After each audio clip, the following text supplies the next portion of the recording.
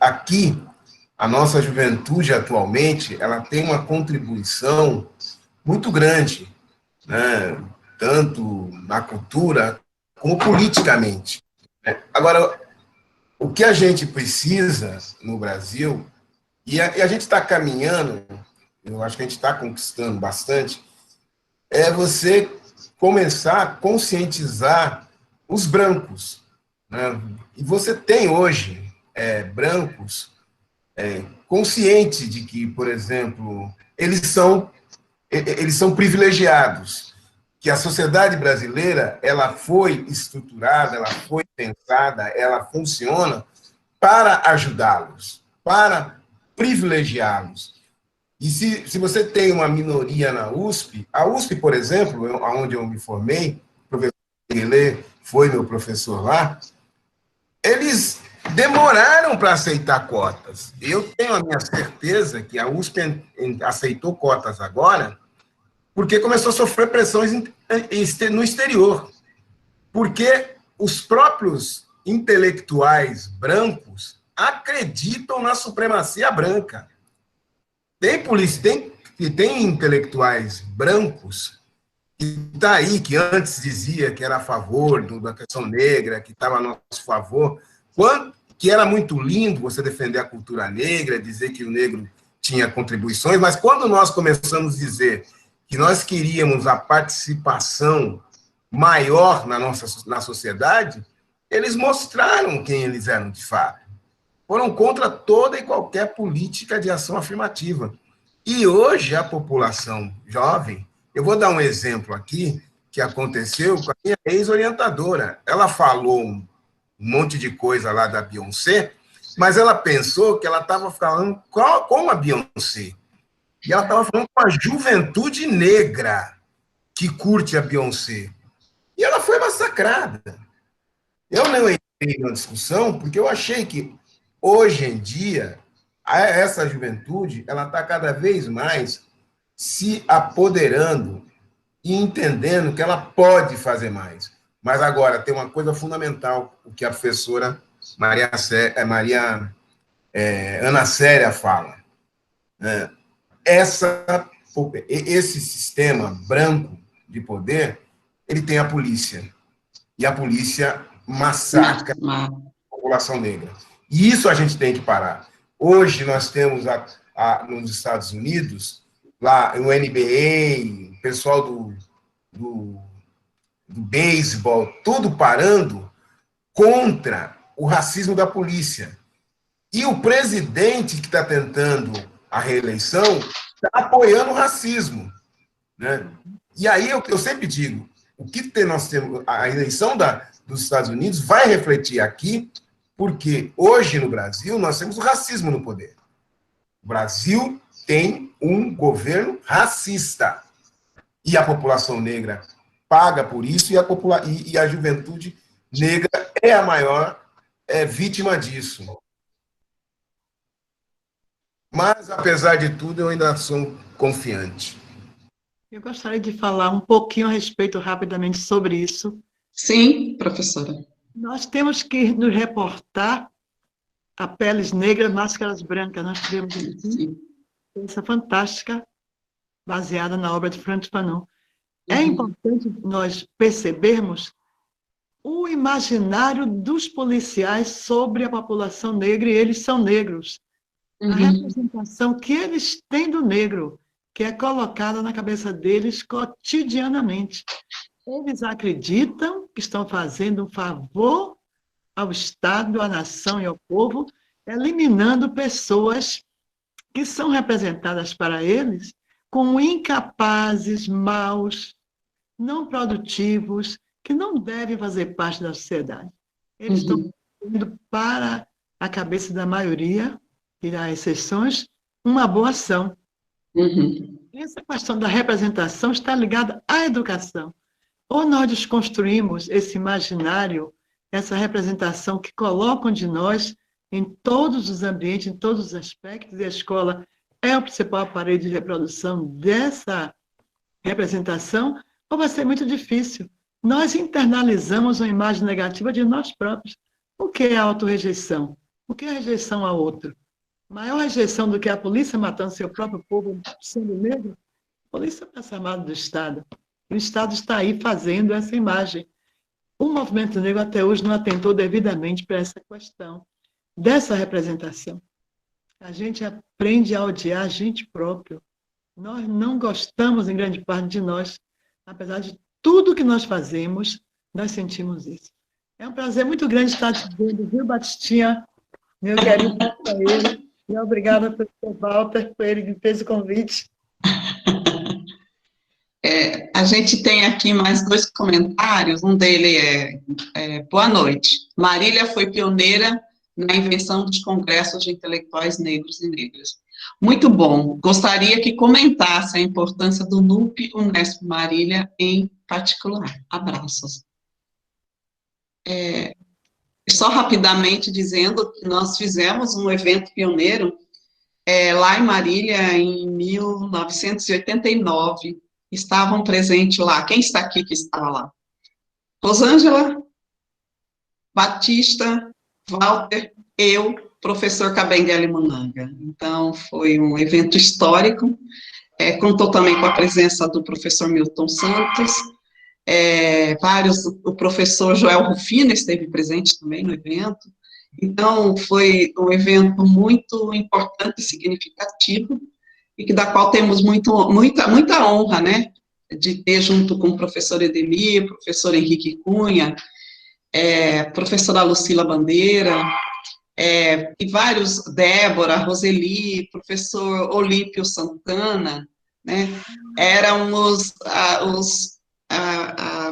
outro dia a Lucila me falou de um orientando de lá de Campinas, acho que é Nelson, que também esteve presente no grupo da qual, então, fizemos parte, organizamos esse evento de extrema importância para a história da intelectualidade negra no Brasil, né, professor Walter? O senhor era apenas um menino.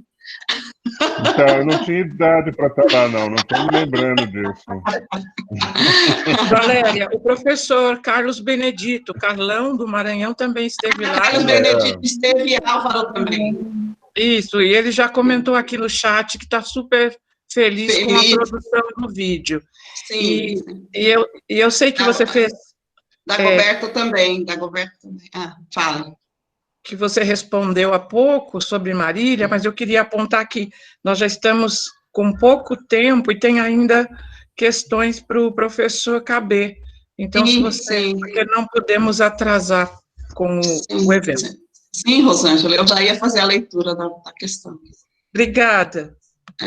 A pergunta ao professor Kabengele Munanga: poderia assinalar acerca da necessidade de uma epistemologia decolonial para a produção científica e acadêmica?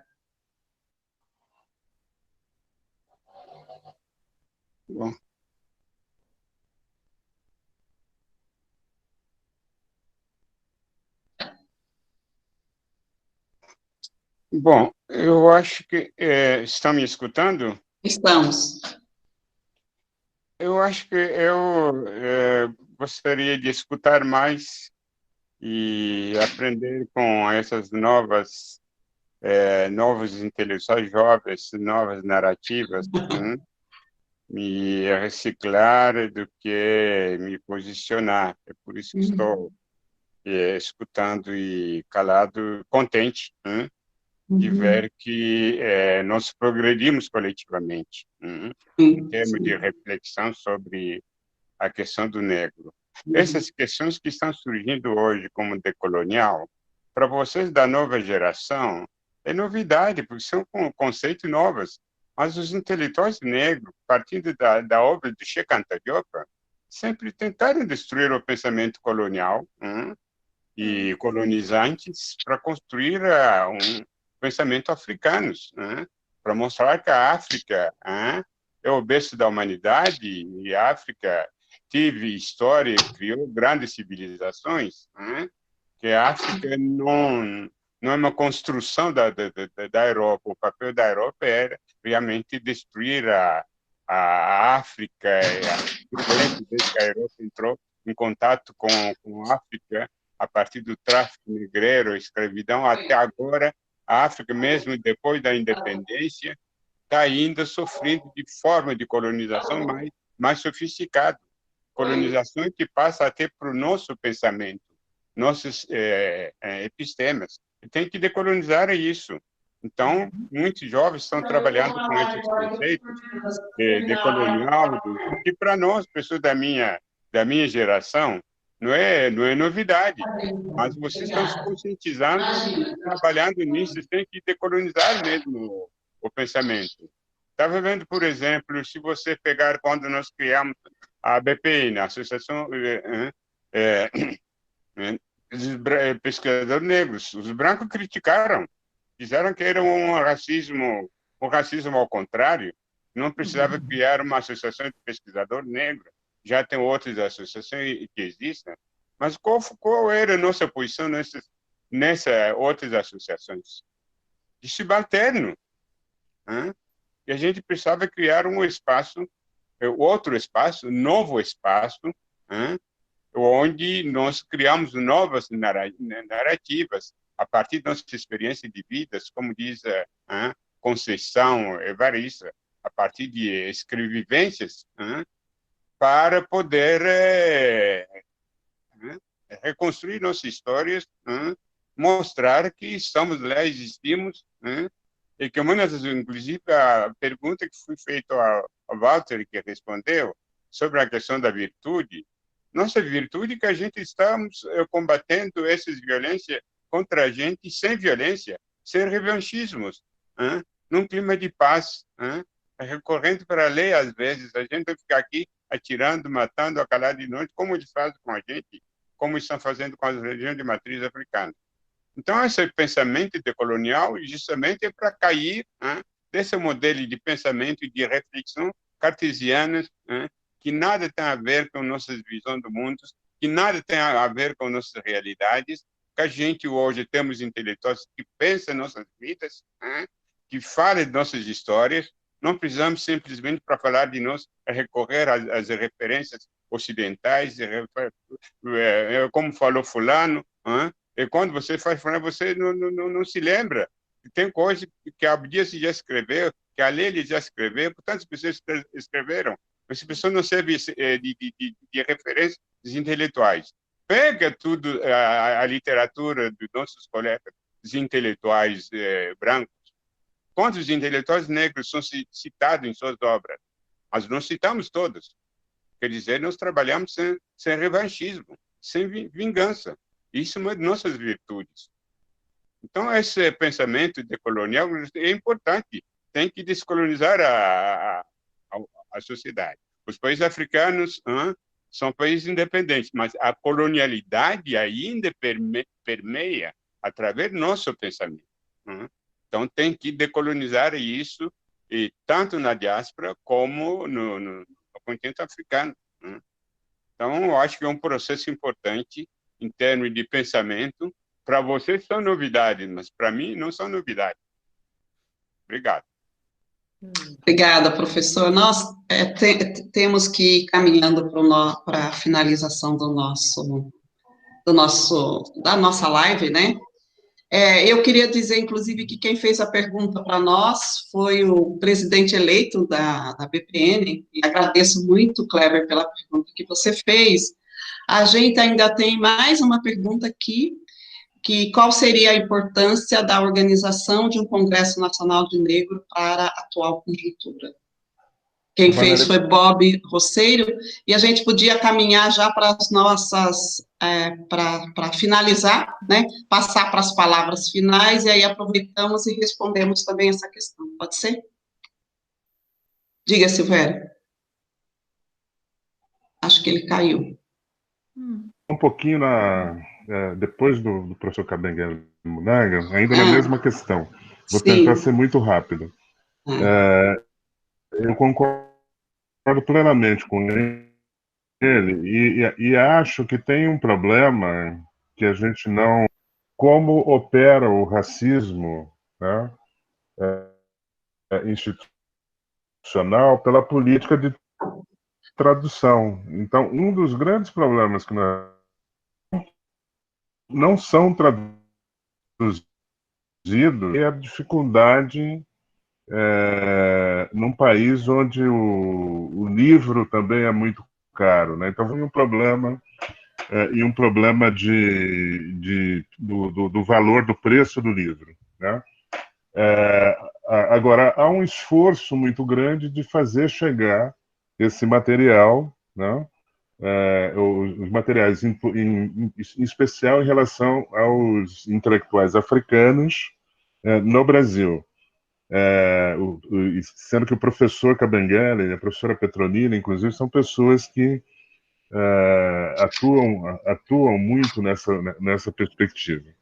E eu queria só informar que os 3 novos volumes da História Geral da África, né, eles já estão prontos, e um dos volumes é sobre diáspora africana, em que recobre, né, grande parte da diáspora africana, pensando no Caribe. Há vários autores brasileiros, né, e também americanos e negros que vivem na Europa. Então, isso é uma novidade, a gente espera que isso venha a público muito rapidamente. Tá? Agora, se quiser que eu responda, eu posso responder também. Não, a importância de ter um congresso em nível nacional, eu aproveito e passo então a palavra para que vocês possam fazer um comentário a essa pergunta, e já encaminhando para o final, para as despedidas também. Tá?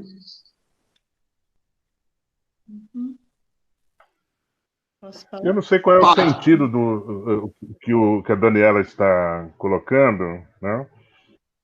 Mas se for academicamente, eu acho que nós já temos, que é o Congresso da BPN. Não, está perguntando qual seria a importância da organização de um Congresso Nacional do Negro para a atual conjuntura.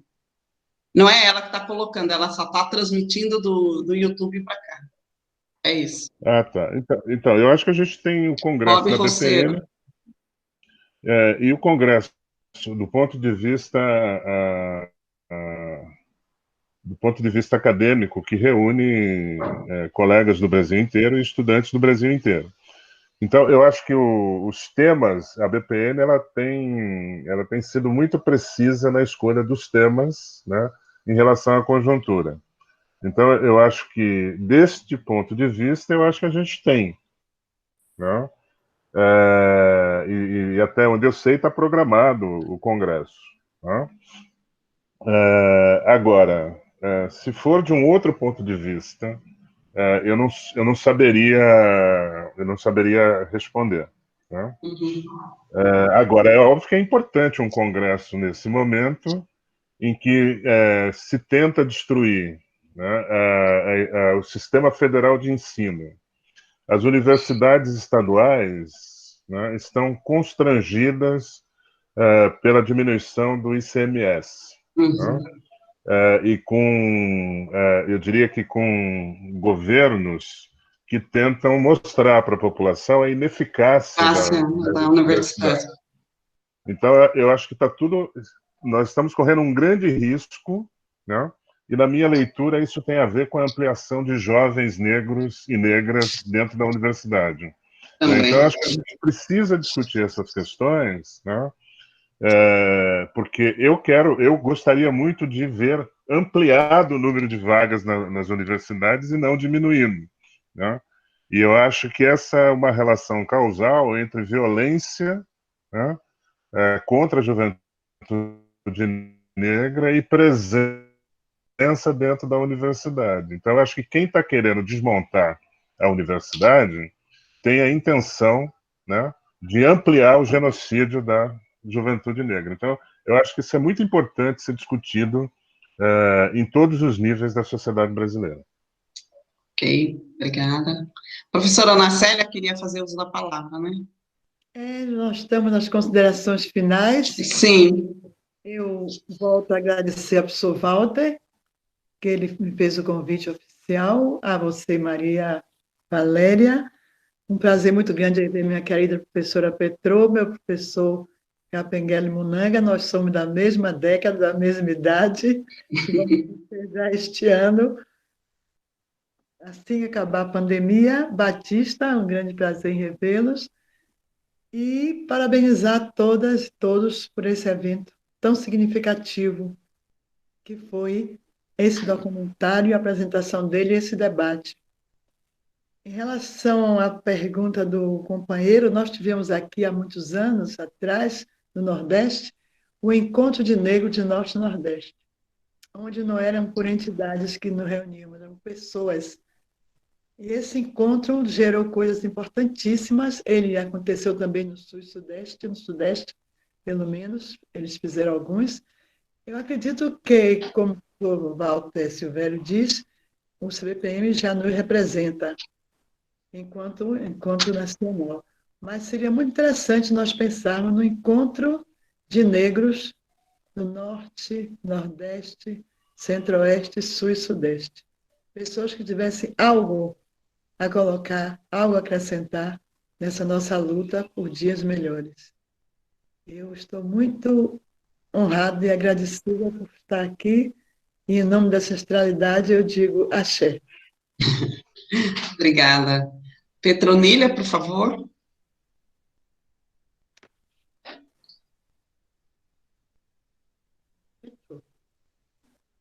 Caiu? Não.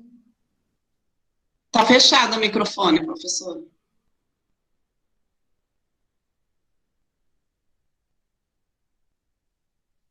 Vou passar para o Batista, então, enquanto ela se...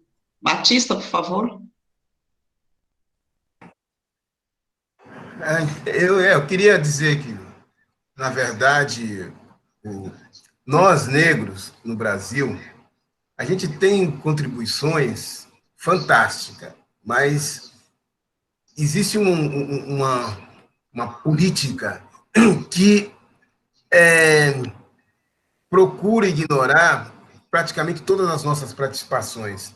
Eu vou dar um exemplo. Tem um amigo, ele é jornalista branco, o Ivan, eu acho que é Ivan Lessa. A gente trabalhou junto no governo da Luiza Erundina, e ele teve o pai preso, torturado durante a ditadura, ele também foi preso e torturado. Ele um dia me disse, Batista, por que não se fala da participação dos negros na luta de resistência contra o regime militar, contra a ditadura? E, de fato, a gente nunca destacou isso. Nós, do movimento negro mesmo, não destacamos. Ele me deu um livro que, infelizmente, eu não estou conseguindo encontrar aqui na minha casa. Ele não, na verdade, ele produziu um livro, e o Celso Fontana me passou, com mais de 50 negros que tombaram no período da ditadura militar devido à repressão. Eu comecei a militar no Brasil com o movimento de defesa do Amazonas, depois eu participei do movimento de anistia, depois eu fiz movimento estudantil, secundarista, ajudei a reorganizar movimento secundarista municipal de São Paulo, metropolitano de São Paulo e nacional, para depois eu entrar no movimento negro, né? O movimento negro sempre lutou contra a ditadura, lutou contra a tortura, e aí a gente faz vários encontros. Nós vamos para o 11º encontro de pesquisadores negros. Como o professor Munanga disse, a gente tem nosso espaço, porque nos outros espaços, que são espaços genéricos, que não são brancos, e o problema é que a gente fica imaginando que ABA, que SBS, são espaços brancos, não são espaços brancos, são espaços do pensamento brasileiro. Então, hoje em dia, a gente está conseguindo abrir algum espaço na ABA. O último encontro da ABA foi uma vergonha, tinha 15 pessoas na mesa, todos brancos e brancas. E aí estava tudo bem, nada mal. De repente, entra um negro de luva branca para servir água para todo mundo. Aquilo lá ficou demais, né? Aí a gente falou, não, mas, por favor, perda a noção, né? Então, hoje a gente tem o Comitê de Antropólogos Negros, mas a gente não quer sair da ABA. E vamos continuar na ABA e vamos continuar na BPN. Assim como nós vamos continuar com o nosso grupo de intelectuais negros. E hoje, eu acho que, politicamente, eu não posso aceitar um congresso em que o negro esteja ausente. E mais, hoje eu sou do norte, eu nasci lá naquela porcaria de São Paulo, mas hoje eu estou aqui no Tocantins. É bem melhor que aquela porcaria lá. Aqui, você tem que dar espaço para índio. No Pará, você tem que dar espaço para índio. No Maranhão, no Amapá. Aqui, quando a gente fala de pardo, a maioria é pardo que vai para a tendência indígena, né? E esse é o Brasil que a gente tem. Para vocês entenderem, a universidade que eu trabalho, a UFT, tem 75% de alunos pardos e negros, ou pardos e pretos. Tem 75% de negros. E hoje tem uma boa parte está na medicina, está no direito, está na engenharia. E isso que a gente precisa. Não dá mais para você ter, só para ir encerrando, dos 27 governadores de São Paulo, nós devemos ter 4 secretários negros. Dos 27, olha que nós estamos falando de Bahia, nós estamos falando de Maranhão, nós estamos falando de Minas Gerais. Isso não é mais possível. A nossa contribuição é muito grande. É muito grande. E a gente precisa entender isso. Hoje, eu converso com negros, com brancos, eu tenho muitos amigos brancos, e eu sempre digo, amigo branco meu é amigo branco que ele sabe que ele é do time dos opressores, e que ele tem que educar e tratar dos pais, das mães, dos irmãos deles, né? E eu teria vários exemplos aqui de brancos que estão aceitando isso. Eu quero dizer, de tudo assim, Ana Célia, adorei que você pudesse participar. E quando eu for à Bahia, nós vamos ter que nos encontrar lá na Alaíde do Feijão. Né? A gente sabe que a gente se vê sempre. E a Petronina, quando for para o Sul, vamos conversar aí também. Estou esperando, vamos comer churrasco. O Walter é carne de vaca comigo. Estou esperando. É carne de vaca. Bom, a professora Petronília, poderia fazer uso da palavra para fazer sua fala final.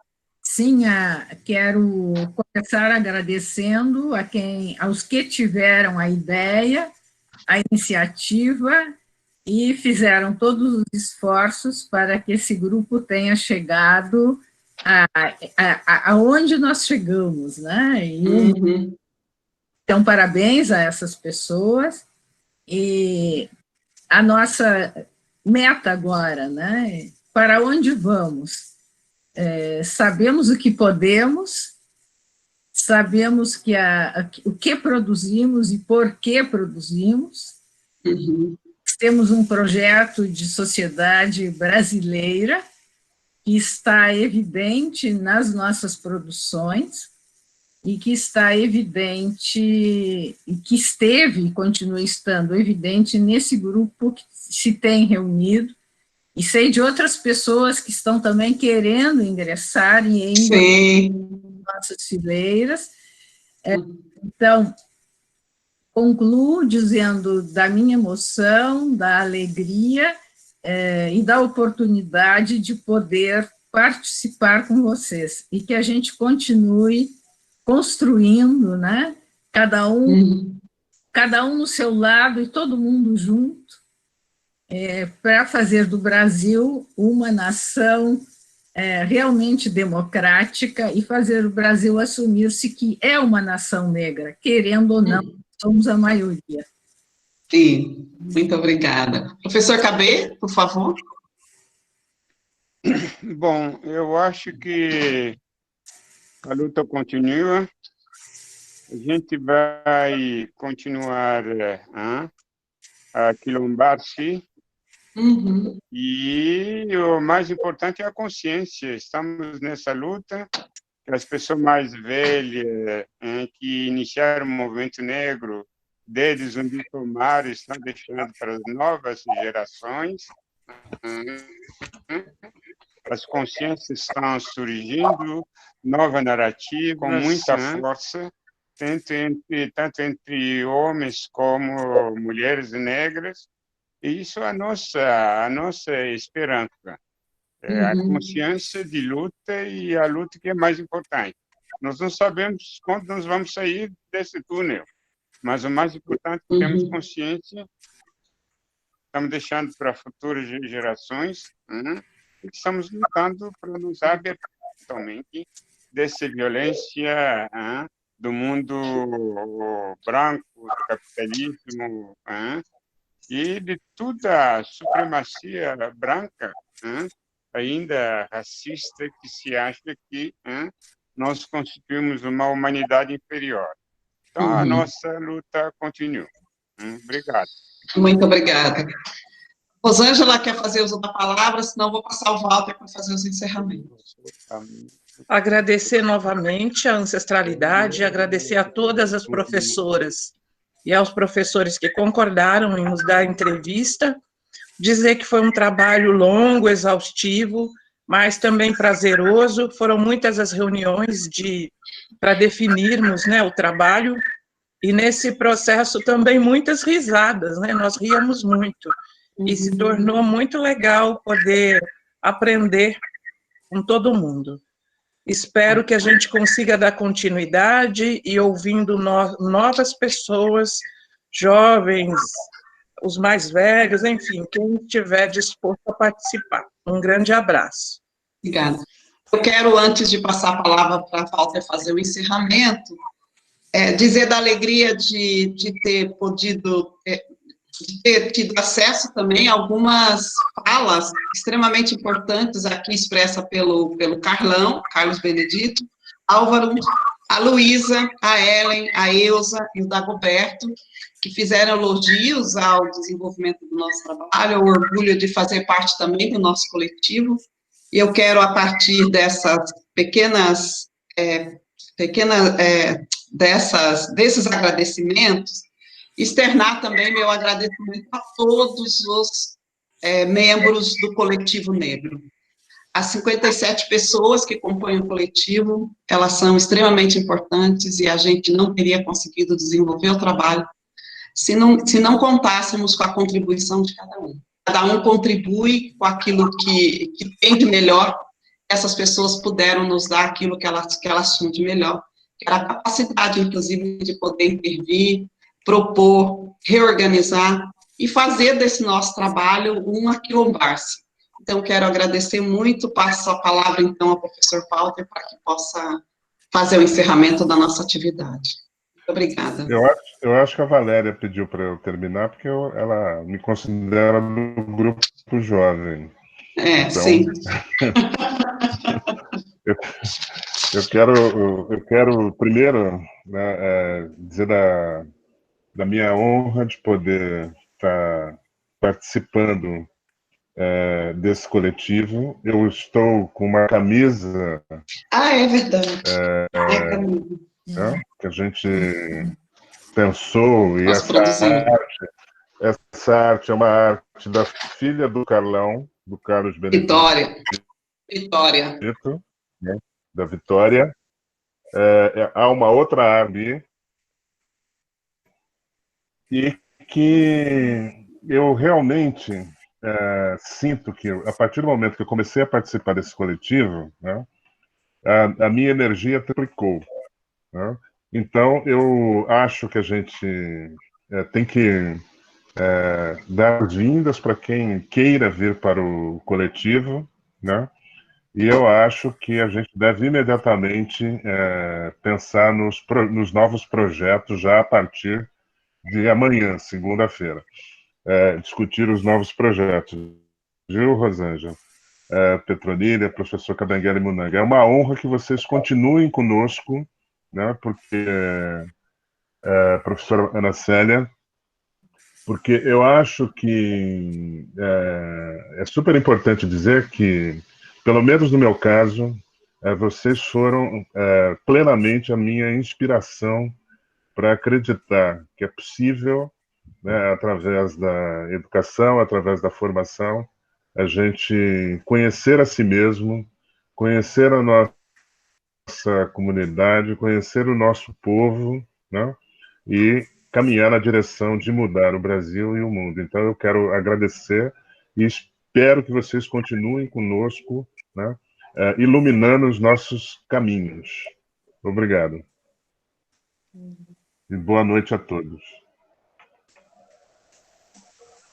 Boa noite, obrigada, e teremos, né, o desenvolvimento de novos projetos, esperem, inclusive a possibilidade de fazer mais 1 ou 2 vídeos, e a perspectiva, inclusive, de organizar um livro. Vamos aquilombar-se para que seja possível construirmos juntos essa empreitada, né, e que possamos intervir, de fato, na mudança da realidade social brasileira. Boa noite, e um bom resto de domingo para todos e para todas.